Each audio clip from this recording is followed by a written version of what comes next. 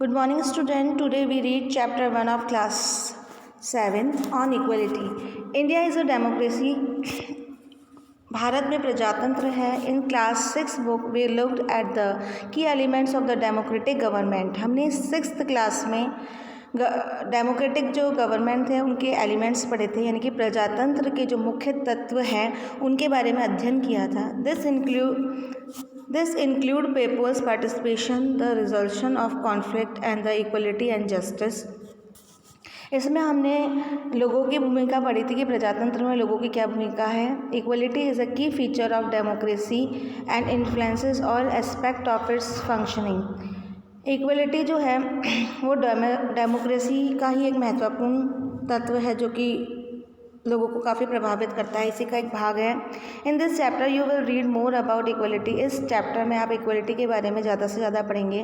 What it is and why it is important in democracy. Equality यानी कि समानता क्या है और प्रजातंत्र में इसकी क्या भूमिका है.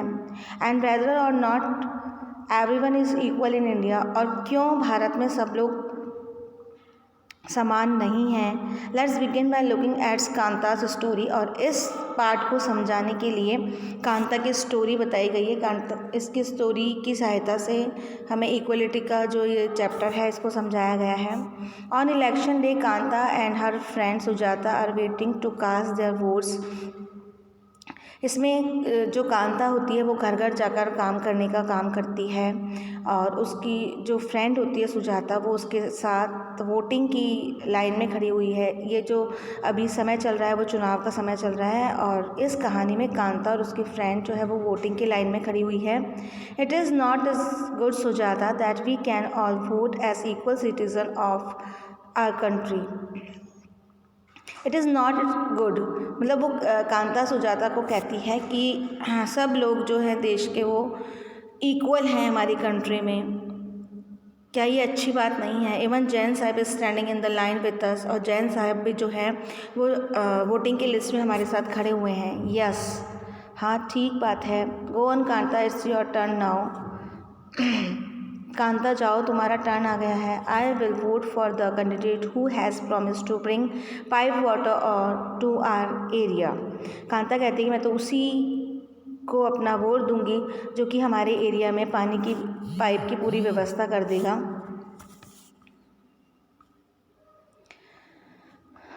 We will see you later Kanta. Yes namaste saheb. अब उसके जो मालिक है वो वहाँ से जाते हैं और उसको बोलते हैं कि हम वापस से बाद में मिलते हैं. Gudiya has been running fever and I have to take her to the hospital but I will have to finish the work the saheb's house first and ask for some advance. मेरी जो बेटी है गुड़िया उसको फ़ीवर हो गया है लेकिन मैं उसको घर पे अकेले छोड़ के आई हूँ और मैं काम करने पहले जाऊँगी क्योंकि मैं वहाँ पे जो मालिक है उनसे एडवांस लूँगी ताकि मैं उसको हॉस्पिटल में दिखा सकूँ. ऐसा कांता अपनी दोस्त को बताती है. Here have some of this you will better and when I get back in the evening we will go to the hospital. Okay. अब इस दृश्य में बताया गया है कि कांता अपनी बेटी को कहती है कि तुम आराम करो, बेटर फील करोगी और शाम को मैं तुम्हें हॉस्पिटल लेके जाऊँगी. It's no wonder that's Gudiya's fell ill. Often the basti is never clean. क्योंकि बस्ती साफ़ नहीं रहती है इसलिए जो गुड़िया है वो बीमार हो गई. इसमें कोई शक की बात नहीं है.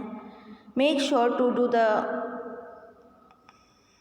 Corners properly. अब वो काम करने अपने साहिब के घर जाती हैं और उसकी मालकिन कहती है कि कॉर्नर्स की सफाई जो है वो अच्छी तरह से कीजिएगा. Hairs your advance Kanta but don't make a habit of it. Kanta ये लो, तुम एडवांस चाहती हो एडवांस ले लो लेकिन इसे अपनी आदत मत बनाना. उसकी मालकिन उसे समझाती है. That's evening just few more minutes बेटी. Jain madam and Jain sahib may stand in a line to vote but they never had to do when their childrens are sick. अपनी बेटी को शाम को वो हॉस्पिटल लेके जाती है और कहती है थोड़ी सी देर की बात है बेटी. तो अब इस चैप्टर में इस स्टोरी के ज़रिए क्या समझाया गया है वो अब आगे बताया गया है. The story about begins with Kanta standing in the line to cast her vote. ये स्टोरी एक कांता की थी जिसमें कि वो चुनाव की लाइन में खड़ी हुई है. Look again at the various people who are standing in the line with her, और उसके साथ में कुछ लोग खड़े हुए हैं। कांता रिकॉग्नाइज हर एम्प्लॉयर्स, वो उनको पहचान जाती है क्योंकि वो उसके मालिक होते हैं। अशोक जैन एंड छोटे लाल हर नेबरिंग,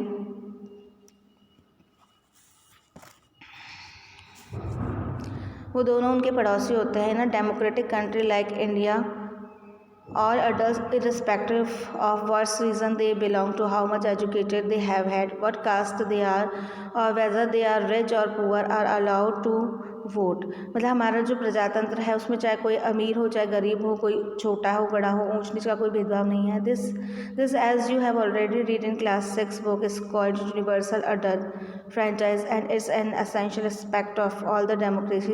ये सब आप अपनी क्लास 6 में पढ़ चुके हैं, डेमोक्रेसी के बारे में पढ़ चुके हैं। The idea of the universal adult franchise is based on the idea of equality.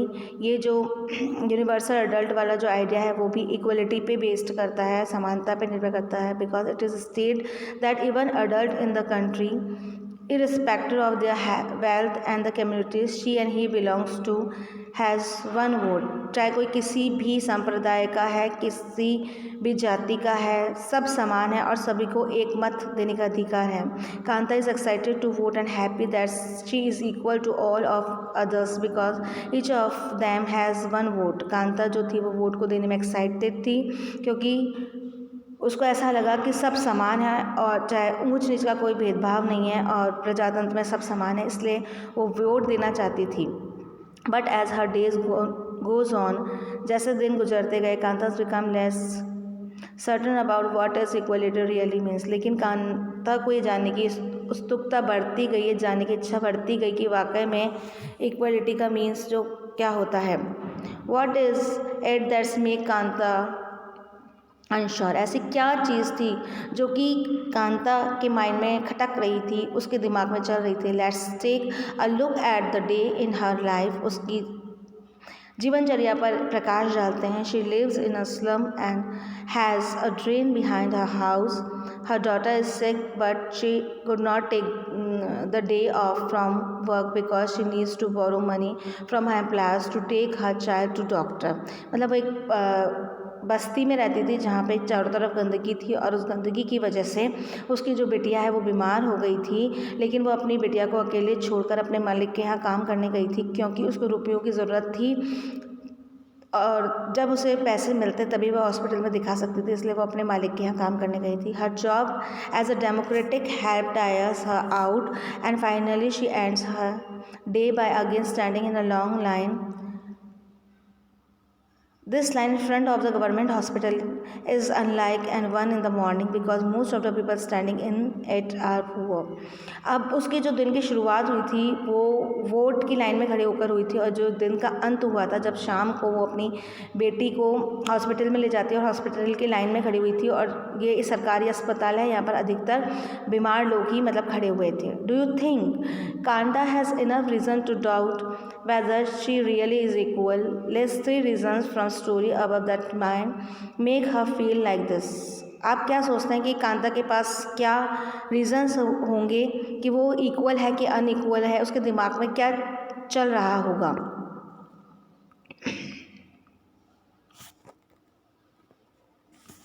Other kinds of equality, Kanta is one of many people who live in democratic India and who have the right to vote but whose daily living and working conditions are far from equal apart from being poor people in India।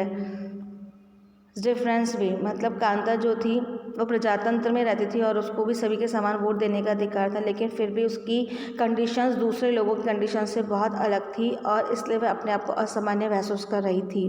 Let us see what this means by the reading the 2 stories given below। Each of this is based on really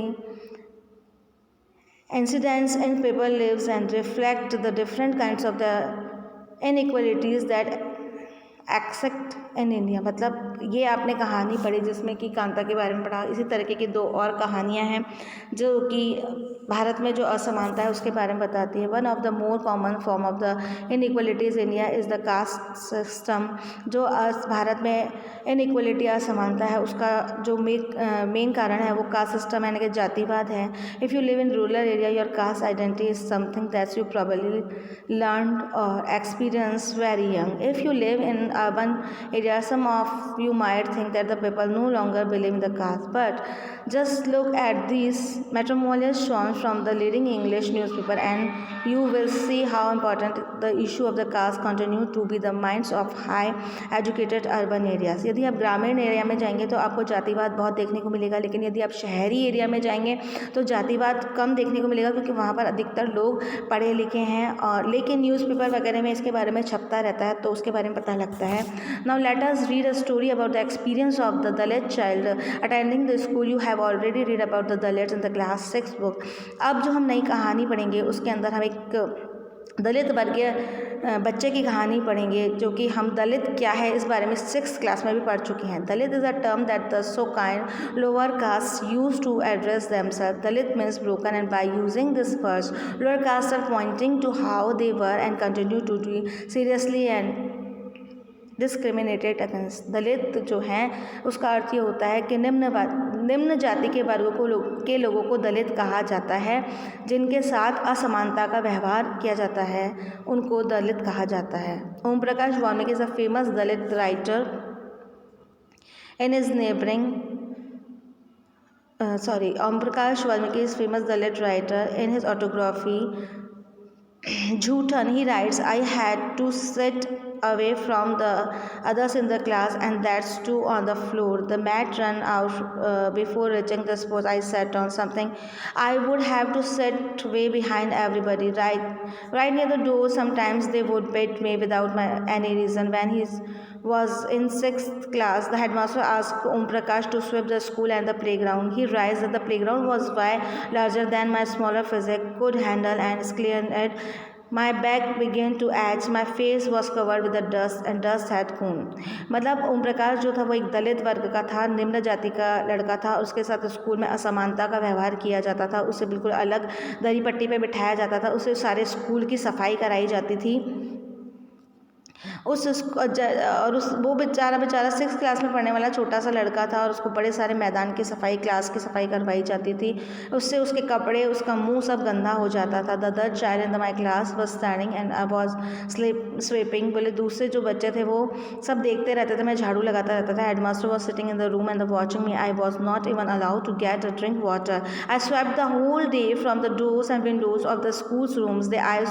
The eyes of the teachers and the boys was spectral. Om Prakash was made to sweep the school and the playground for the next couple of the day, and this only come to end when his father, who happened to be passing by, saw is on his sweeping। मतलब ओम प्रकाश के साथ ये चलता रहा, वो सफाई करता रहा डेली और सब लोग उसको देखते रहते थे। लेकिन एक दिन उसके पिताजी वहाँ से गुजर रहे थे तो उन्होंने देखा, तो उन्होंने जोर से टीचर के ऊपर भी चिल्लाया और कहा कि ये यहाँ पे पढ़ने आता है, ये सब करने के लिए नहीं आता है और आप एक टीचर हैं, इस कारण से मैं आपको छोड़ रहा हूँ। तो ये स्टोरी थी एक दलित वर्गीय बच्चे की, जिससे हमें पता लगता है कि किस तरीके से असमानता व्याप्त है। The second story is based on the incident that took place in one of the India's larger cities and the common practice in the most parts of the country. It is the story about the Mr. and Mrs. Ansari who was looking the rent an apartment in the city. They had the money, so paying the rent was no problem. They went to the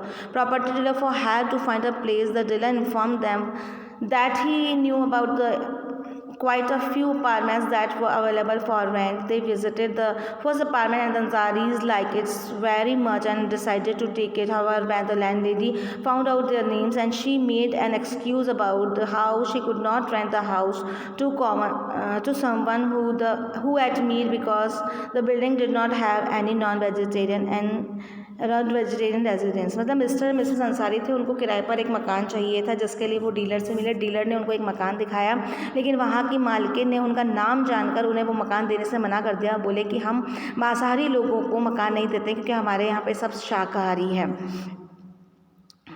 Both the Ansaris and the property dealers were surprised to hear because they could smell fish being cooked in the nearby house.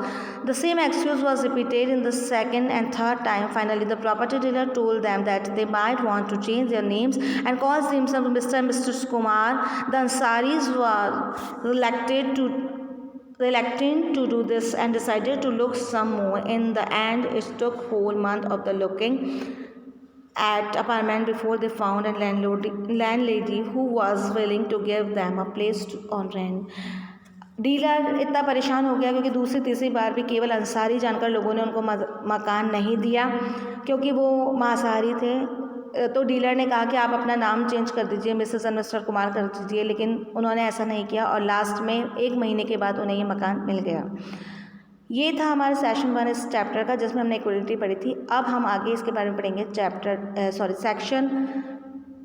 Session 2 में, part 2 में। Thanks.